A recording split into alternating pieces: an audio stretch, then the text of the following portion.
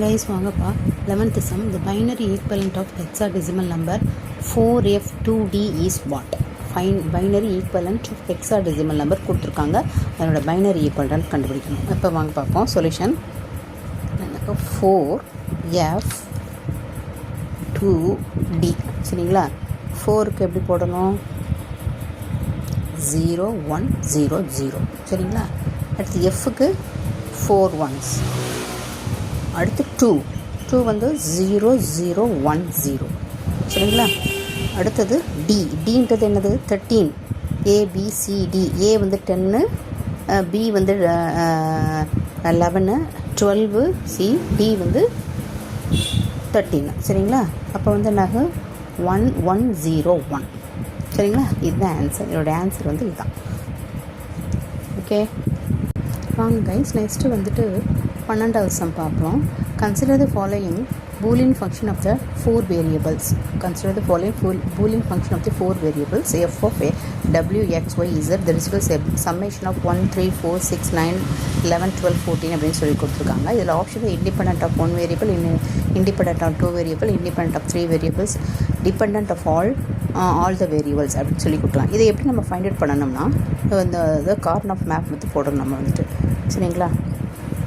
4 variables தானே. அப்போ என்ன பண்ணணும்? 4 வேரியபிள்ஸ்க்கு 1 2 3 4 வேரியபிள்ஸ். எங்கே இதே மாதிரி 1 2 3 போடுங்க. 4 வேரியபிள்ஸ்க்கு இதுகிட்ட ஏபின்னு வச்சுக்குவோம், இங்கே சிடின்னு வச்சுக்குவோம். 0 0 0 1 1 1 1 0. அதே மாதிரி இங்கே 0 0 0 1 1 1 1 0ன்னு போட்டுக்கோங்க. போட்டுட்டு இப்போ ஃபஸ்ட்டு வந்து சம்மேஷன் ஆஃப் திஸ் ஒன் தானே. அப்போ சம்மேஷன் ஆஃப் 1க்கு என்ன வரும்?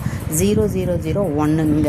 அடுத்து 3க்கு வந்துட்டு 0 0 0 0 3 வந்து 0 0 1 1 0 0 1 1. அப்போ இங்கே வந்துடும் சரிங்களா? நெக்ஸ்ட்டு வந்து 4ன்னும் போது 0 1 0 0 0 1 0 0 இங்கே வந்துடும் சரிங்களா? அப்படியே ஒவ்வொன்றா போட்டுகிட்டே வாங்க. அடுத்து 6க்கு இங்கே 6 வந்து என்ன வரும்? 4 0 1 1 0 1 1 0 1 1 0 இங்கே வரும் சரிங்களா?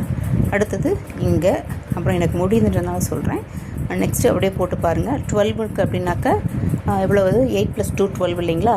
அப்போ வந்து 1 1 0 1 1 1 1 1 0 1 சரிங்களா? இங்கே வரும்.